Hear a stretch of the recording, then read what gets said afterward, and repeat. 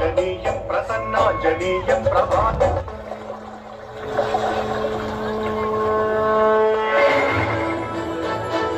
జనీయం ప్రసన్నాంజనీయం ప్రభాతవ్యకాయం ప్రకీర్తిప్రదాయం. అది రామాయణ మహాయుద్ధం భీకరంగా సాగుతోన్న తరుణం.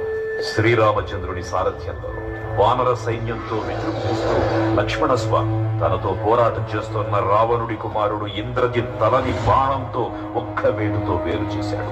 ఇంద్రజిత్ మరణవార్త విన్న రావణుడు ఆవేశంతో ఊగిపోయాడు. ప్రతీకారం కోసం పాతాళ లోకాధిపతి తన సోదరుడు అయినటువంటి మహిరావణుడి సహకారం కోరాడు.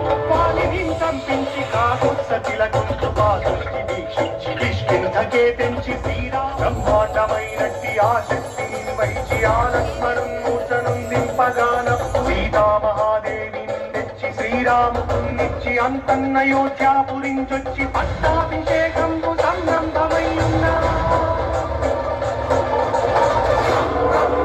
రక్తవర్ణం దినకరవదనం తీక్ష్ణం శ్రాకరాళం రం రం రం రమ్యతేజం గిరిచలనకరం కీర్తి పంచాదివంద్రం రం రం రం రాజ